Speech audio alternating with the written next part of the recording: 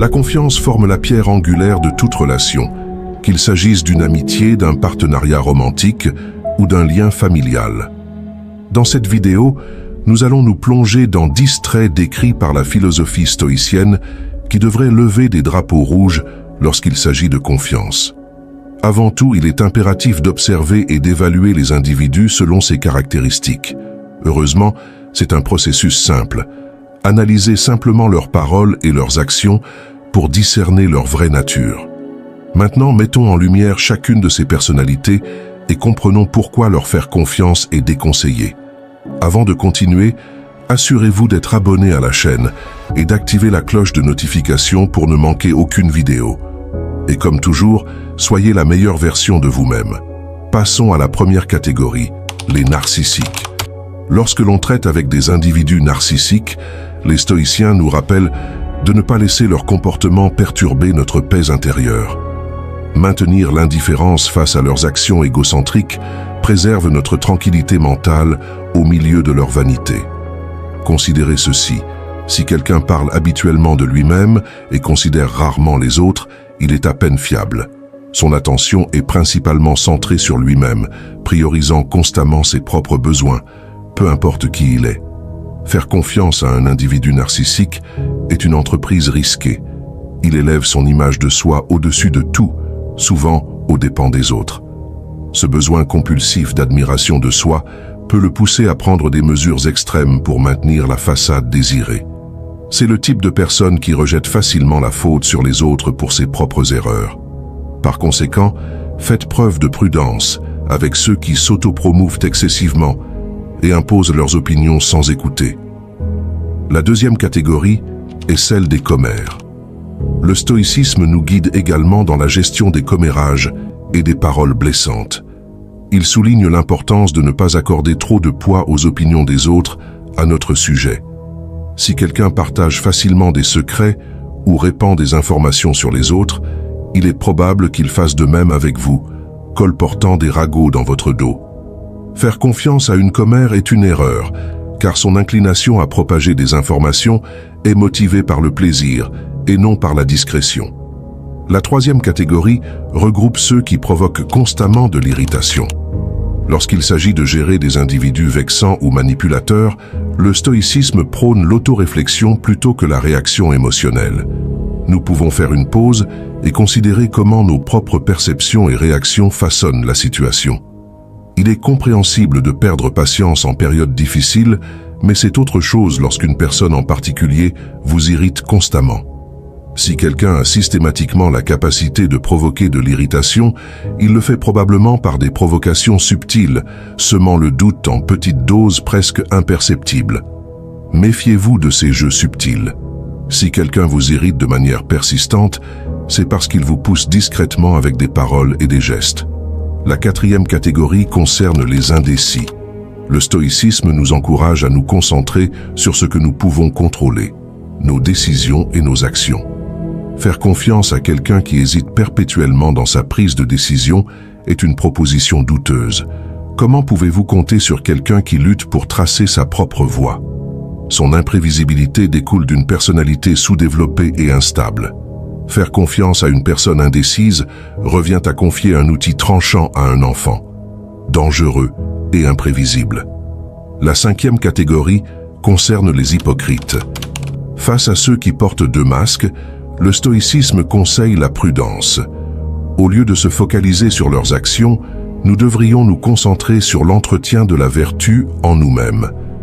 Nous avons tous probablement rencontré des individus qui se montrent amicaux en face, mais colportent des rumeurs dans notre dos.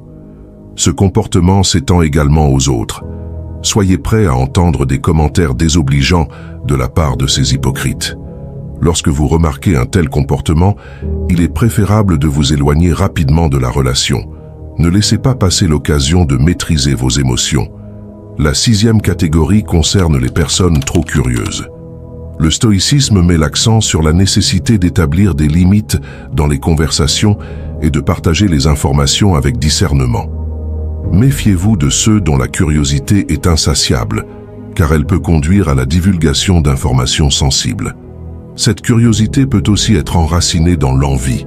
Il est essentiel d'être prudent quant aux personnes à qui vous vous confiez, car il est difficile d'être certain que vos informations ne seront pas utilisées contre vous à l'avenir. Bien qu'il soit normal que les gens posent des questions sur votre vie au cours d'une conversation, soyez vigilants envers ceux qui insistent particulièrement sur des sujets sensibles.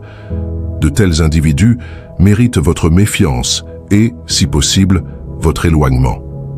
La 7e catégorie concerne l'ami universel. Le stoïcisme nous rappelle que nous ne pouvons pas contrôler la façon dont les autres nous perçoivent. Plutôt que de rechercher une approbation universelle, il met l'accent sur l'authenticité. Nous avons tous rencontré des individus qui semblent être amicaux avec tout le monde, toujours désireux de plaire et de se faire des amis. Bien qu'il n'y ait rien d'intrinsèquement mauvais dans ces traits, il est important de ne pas leur faire confiance aveuglément. Souvent, ces individus recherchent la popularité et aspirent à être au centre de l'attention. Pour eux, vous n'êtes qu'un parmi tant d'autres, facilement remplaçables. Méfiez-vous de ces personnalités extraverties en quête de reconnaissance, car elles ont tendance à changer d'allégeance rapidement. La 8e catégorie concerne les critiques perpétuelles. Le stoïcisme souligne l'importance de l'auto-évaluation. Plutôt que de consacrer du temps à critiquer les autres, le stoïcien se concentre sur l'amélioration de soi.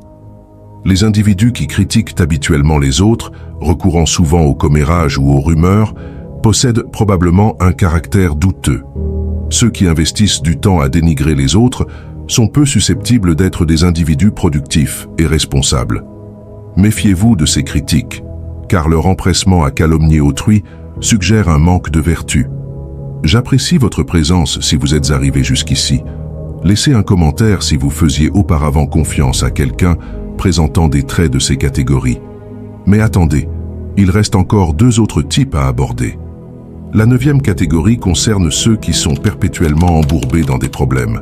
Le stoïcisme nous exhorte à assumer nos décisions et nos émotions plutôt que de blâmer le destin ou les circonstances. Méfiez-vous des individus qui se retrouvent constamment impliqués dans des conflits et des drames, clamant sans cesse leur malchance. Ils décrivent la vie comme une série de punitions, une succession interminable de difficultés. Soyez prudents avec ces personnes, car leur propension à attirer les problèmes n'est pas une simple coïncidence. Ce n'est pas l'univers qui conspire contre eux, mais bien leur propre auto-sabotage. Ils prennent probablement de mauvaises décisions, échouent à tirer des leçons de leurs erreurs et peinent à gérer leurs émotions. Éloignez-vous de ce type de personnes, car compatir à leur malheur peut rapidement vous entraîner dans leur toile de problèmes. Enfin, la 10e catégorie concerne ceux qui feignent d'écouter.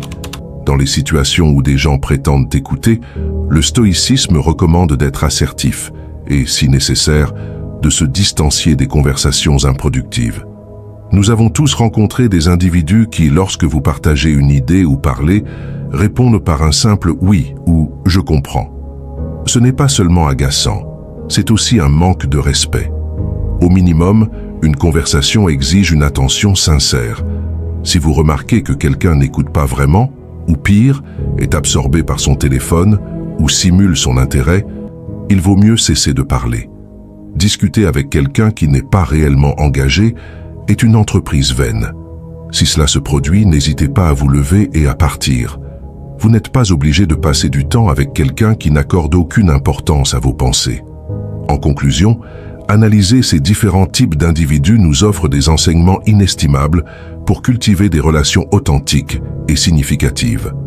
En intégrant la sagesse stoïcienne, nous apprenons à préserver notre paix intérieure, cultiver la vertu, pratiquer l'authenticité et exercer le contrôle de soi dans les situations difficiles. Merci pour votre attention et puissiez-vous trouver sagesse et épanouissement dans votre parcours personnel.